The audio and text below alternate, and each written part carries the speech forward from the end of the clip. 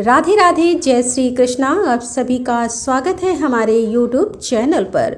दोस्तों, योगिनी एकादशी आषाढ़ मास की कृष्ण पक्ष की एकादशी योगिनी एकादशी कहलाती है और शास्त्रों के अनुसार जो मनुष्य इस व्रत को धारण करते हैं और भगवान श्री हरि विष्णु की विधि विधान से पूजा करते हैं, उनके समस्त प्रकार के कायिक, वाचिक और मानसिक पाप कर्म समाप्त हो जाते हैं और भगवान श्री हरि विष्णु की असीम कृपा की प्राप्ति होती है। तो समस्त प्रकार के भौतिक सुखों की कामना भी पूर्ण होती है और मरणोपरांत वैकुंठ लोक की अर्थात मोक्ष की प्राप्ति होती है। तो योगिनी एकादशी बहुत महत्वपूर्ण है। अगर आप व्रत करते हैं तब तो अत्यंत ही श्रेष्ठ है और जो भक्त व्रत नहीं कर पाते हैं वह भी आज के दिन भगवान श्री हरि विष्णु की विधि विधान से पूजा करें और अपने आचार विचार और व्यवहार शुद्ध रखते हैं तो भगवान श्री हरि विष्णु की असीम कृपा की प्राप्ति उन्हें भी अवश्य होती है।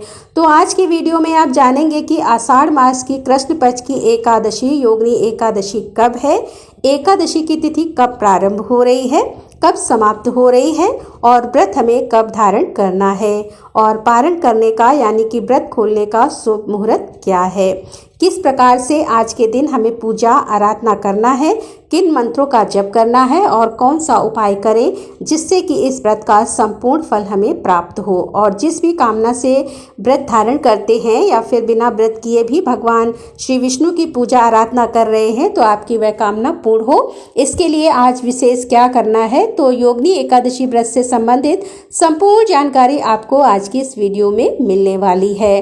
तो दोस्तों सबसे पहले जानते हैं कि आषाढ़ मास की कृष्ण पक्ष की एकादशी तिथि कब प्रारंभ होगी, कब समाप्त होगी और व्रत हमें कब धारण करना है।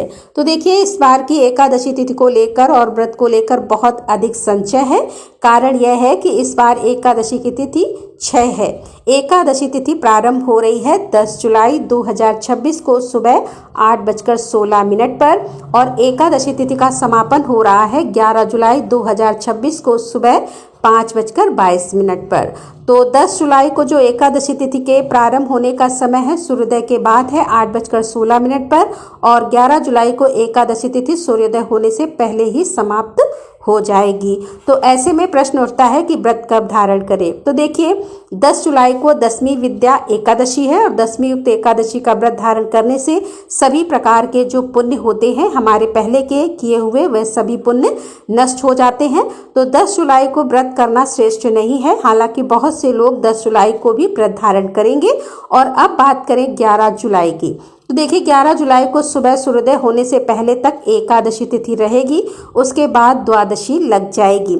और शास्त्रों के अनुसार अगर ब्रह्म मुहूर्त में एकादशी की तिथि हो और सूर्योदय के बाद द्वादशी लग जाती है तो भी इस एकादशी को करना श्रेष्ठ है, बजाय इसके कि आप दशमी युक्त एकादशी का व्रत धारण करें। ठीक है, तो ऐसे में 11 जुलाई 2026 को एकादशी का व्रत करना श्रेष्ठ रहेगा।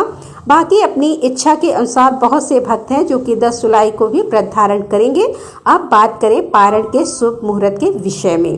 तो देखिए, अगर आप 10 जुलाई को एकादशी का व्रत धारण कर रहे हैं तो आपके लिए पारण का शुभ मुहूर्त होगा 11 जुलाई 2026 को दोपहर 1:50 से शाम को 4:36 के बीच में, क्योंकि हरिवासर की समाप्ति के बाद ही व्रत का पारण करते हैं और हरिवासर की समाप्ति का समय है सुबह 10:32 पर। और अगर आप 11 जुलाई को व्रत धारण करते हैं तो आपके लिए पारण करने का शुभ मुहूर्त होगा 12 जुलाई 2026 को सुबह 5:26 से लेकर सुबह 8:18 तक। 12 जुलाई को द्वादशी तिथि सूर्योदय से पहले समाप्त हो जाएगी।